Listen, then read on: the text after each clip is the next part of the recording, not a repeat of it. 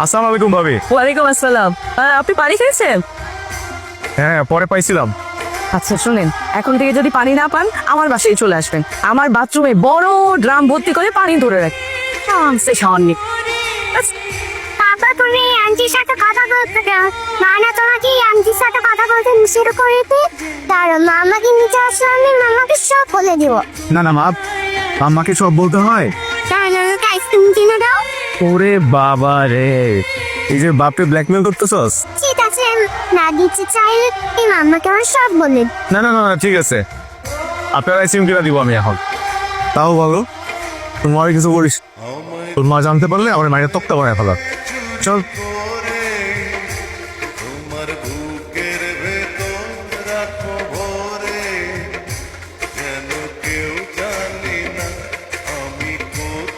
কি আসবো?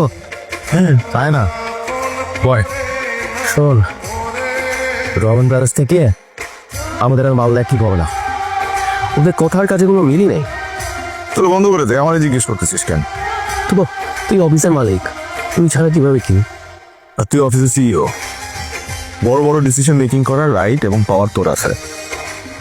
বাজার, সবজি, মাছ এই পর্যন্ত তো আনতে বলছিলাম। এই গুড়া চিংড়ি কেন নিয়ে আসছো?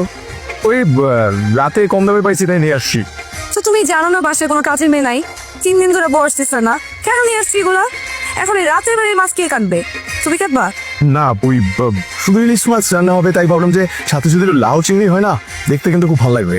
লাউ চিংড়ি দেখতে খুব ভালো লাগে, জমাই খেতে পারবো। জমাই খাইতে পারবা। ঠিক আছে, তুমি জমাই খাও। তুমি একটা কাজ করো, তুমি এই চিংড়িগুলো আমাকে কেটে দাও, আমি তোকে রান্না করে দিচ্ছি। ঠিক আছে? কি মজা বাবা, আজকে মাছ করবে। এই একদম পারানা মুখ চলবেন, কি জানো? এয়ারপোর্টে বল, যা যা। কি বলবে, রেস্টুরেন্ট বন্ধ এখন? বুক আছে। দুজনে সিট হবে না? সরি, আমাদের স্যার লাঞ্চ আদাটা ফ্যামিলির জন্য বুক করে রেখেছে। চলো পাশেতে। আচ্ছা, আমি একটা জিনিস বুঝলাম, যখনই তুমি আমাদেরকে নিয়ে কেটে বের হও, তোমার যে রেস্টুরেন্টে যে সেই রেস্টুরেন্টই ফাঁকা থাকে। হ্যাঁ রে রাকিব, আমি না এটাও খেয়াল করেছি, যখনই আমরা একসাথে কোথাও খেতে যাই ওই রেস্টুরেন্টে আমরা ছাড়া কোনো কাস্টমারই নেই। কি বলবে? এটা আমি কি করে বলবো বলো তো? লাকিলি হয়তো বা হয়ে যায়, তোমাদেরকে নিয়ে যখন খেতে আসি তখন অন্যরা কেউ খেতে আসে না। আসসালামু আলাইকুম স্যার। স্যার আপনি এখানে? স্যার সামিউল স্যার এটা কোনো কাজ করলো?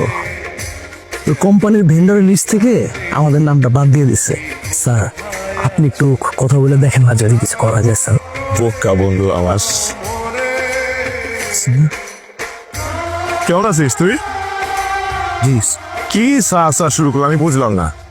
আমি মানলাম যে হ্যাঁ অনেক অভিমান আছে, কোম্পানির সাথে কোম্পানির একটা দ্বন্দ্ব আছে, কিন্তু তাই বলে ভাই তুই সামিউলে গিয়ে স্যার কর, আমারে স্যার করিস না। আয়, দেখা হয়েছে এতদিন পর, আয় বুকে আয়, বুকে আয় বেটা। তো বাবু সাহেব, বন্ধু বলে চালাই দিচ্ছেন, কমন সেন্সটা কাজে লাগান। আপনি বন্ধু বলে ভাবিকে সালাম দিয়ে পেতে পড়েন।